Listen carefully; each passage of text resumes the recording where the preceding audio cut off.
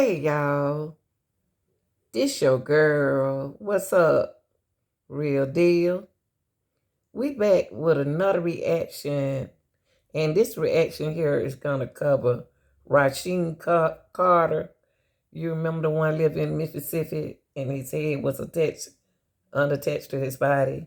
Well, this is the third protest that took place in the United States, Mississippi, on April the 29th. Let's watch this.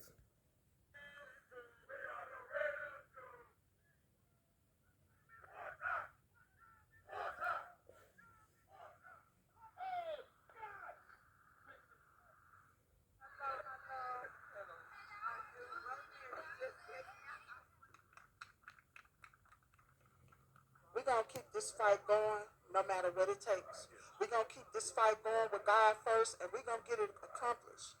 We gonna stand. We're going to stand in solidarity. We're going to stand in unity, and we're doing just that today.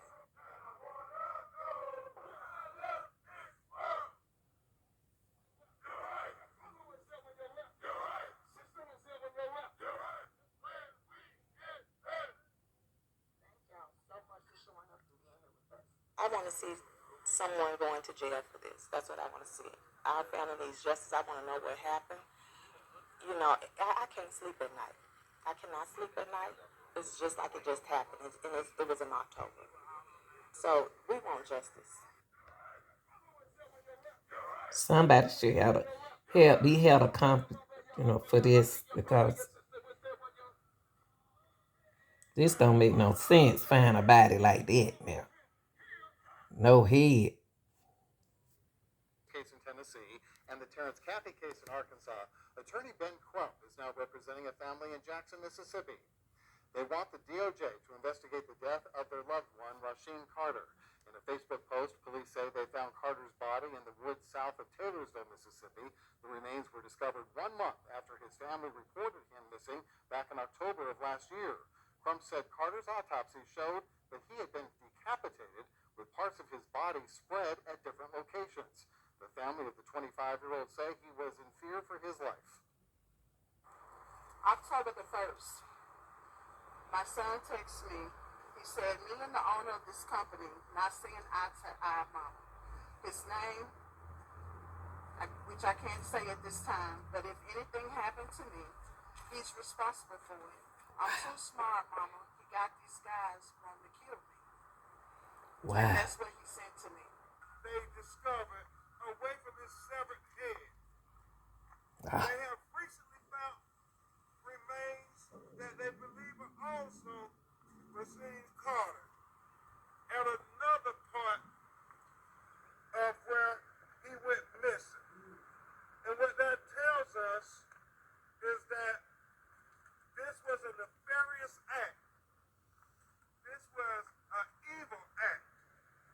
Somebody murdered Rasheem Carter. And we cannot let them get away with this. I am always all ears. I want to hear what happened. But when Rasheem Carter's death was, determined to initially have no foul play connected to it, it didn't sound right at all because Rasheem had communicated with his mom several times that he was worried about a group of white guys that had been coming after him, hurling a bunch of racial slurs from a truck, and he was scared. Mom said, go to the authorities, and he did a couple times. And then he disappeared. So October 2, he's reported missing. A month later, November 2, his body is found. It's in the woods, and his remains are scattered, and he's been decapitated. And on November 3rd, the Smith County Sheriff said in a Facebook post that there was no reason to believe foul play was involved. That's crazy. How? I think that's weird. Me That's too. just one day after his body's found, without his head. So Joseph Scott Morgan, who's a certified death investigator, I called him right away and I said, is it possible, I'm trying to, think about all the possibilities here. Is it possible that a month in the woods in Mississippi in October, is it possible that animal activity could have caused that sort of damage to a body? And he did say it is possible. Coyotes, wild dogs, wild hogs, and domesticated dogs could actually do that, could remove a head from a body. But on Tuesday, the Smith County Sheriff, Joel Houston, who defended his earlier determination, said at the time, no evidence pointed to foul play, which I think is weird because, again, it was only one day, but that he's still waiting on search warrants and that murder has not been ruled out at this time. The attorney for Tiffany Carter, that's his mom, Ben Crump, has said this is a brutal hate crime and it needs to be investigated as such. And I'm very happy Rasheem's mother, Tiffany Carter, and Ben Crump, family attorney, are joining me live now. First of all, Mrs. Carter, I'm so sorry that we are meeting under these circumstances, and it's just such a painful situation to be in. But facts seem to be fluid, and it seems like when you spoke up, that seems to be when the sheriff softened his tone. Do I have the timing right on that? Yeah, you had the timing right on it. It just seems so odd to me. Your son communicated with you that he was being targeted. Can you sort of expand on that a little bit more and tell me what he told you before he died? Okay, before he died, he actually, well, before anything took place, he actually told me that it was 3 white trucks full of white men trying to harm him, trying to kill him. And I told him to go to the police station and everything. He did everything that I, asked him to do. They told him he couldn't stay there. He didn't stay there. He texted me after he left the police department, and he said that, Mom, if something, he told me, we're not seeing eye to eye. My boss and I are not seeing eye to eye. And then he put his boss name there, and he put the company name there, and he told me if something happened to him, his boss was responsible. Wow. And he said, Mama, I'm smart. He got these men trying to kill me. And he texted me that after he actually left the police department that particular night. And then later on, once they found his remains, um, they told me when I went back there that when they first seen it. I mean, when they first found it, I never got the opportunity to see it the very first day when they found his remains.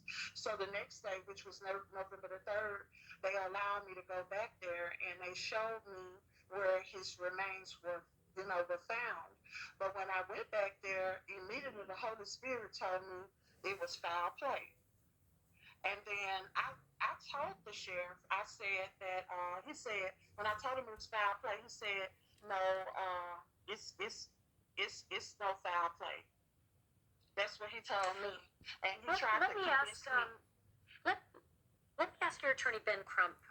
Ben, it seems odd that Rasheem was found on November 2nd in that condition, and it wasn't even like a day before the no foul play was posted on Facebook. Is the concern with the amount of time, how quickly they determined that? Because it seems now that murder may still be on the table. Well, actually, they said no foul play so quickly, it made Tiffany Carter and her family believe that they were trying to sweep it under the rug. And it wasn't until our firm and a lot of other people started saying, this doesn't add up. It does. You look at that text message and the fact that he was being chased. You have to investigate this. You cannot try to tell this broken-hearted mother that her son being found with his head decapitated was natural, because I believe, as Tiffany said, he said, oh, he must have got dehydrated and passed out, and animals tore his body apart from the head, the spinal cord. I mean, it makes no sense whatsoever, Miss Banfield. Well, we're going to follow this case. Clearly, if Rasheem Carter of Fayette was contracted to work in Smith County last year. Carter went missing in October after texting his mother that his life was in danger. He said, me and the owner of this company not seeing eye to eye, mama. His name, which I can't say at this time, but if anything happened to me, he's responsible for it. I'm too smart, mama. He got these guys wanting to kill me. And that's what he sent to me. Attorneys say there was an attempt to use Carter's credit card in Taylorsville while he was missing. A month after his disappearance, some of his remains were found in Smith County. His head was severed from his body. His vertebrae, his spinal cord, was in another spot they discovered away from his severed head. Y'all, what it sound like to you all? Y'all like, share, and subscribe. I'm out.